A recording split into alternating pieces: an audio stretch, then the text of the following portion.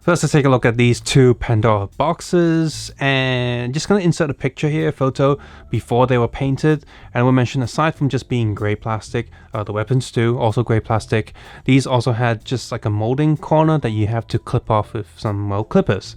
So what I did with these was Tamiya spray paint, silver leaf, sprayed all over it, let it dry overnight, and well, I sprayed some of the sides first and then had to flip it over and spray the sides that I couldn't get because, you know, placing it on the surface, and then let it all dry, and then go back with it with some Warhammer black wash. So any kind of just standard wash, just go all over it to give it this more gritty, dirty look. And after all that was done, spray paint gloss, just Mr. Clear gloss all over it. And that was that. So these were done. So obviously with washes, I'm not that great with them. I'm still practicing. But for the most part, washes don't matter too much. How much, like for example, it's a bit too much applied on this side, so it's a bit darker, but then on this side it's a bit lighter. But you don't really notice it unless you really compare it, like, oh, why is that side slightly darker than the other? So washes are something very easy to handle and still look quite good, even not without much skill. Just make sure you don't go completely crazy, like just go on one side and have nothing on the other, and that will look weird.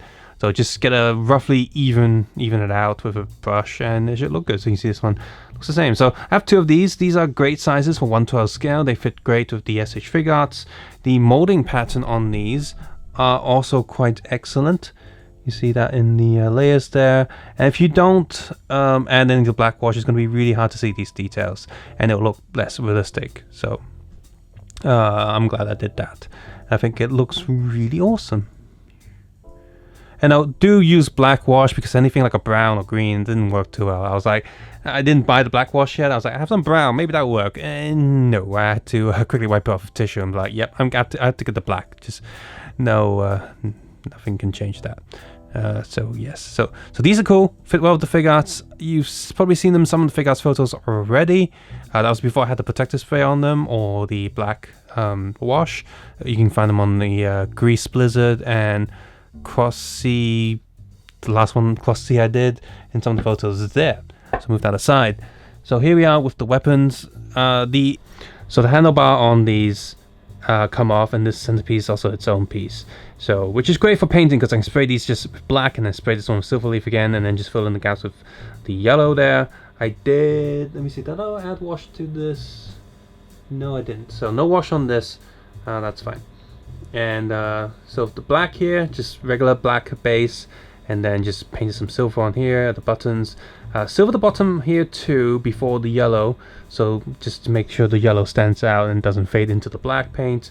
And then here was just on the red marker pen, and then here I had the red marker pen first, and I had the blue pen on the other side, and then I just started drawing from the blue side until it hit the red ink, and then both the ink sort of melted and merged together, which is sort of a gradient. So same thing with here.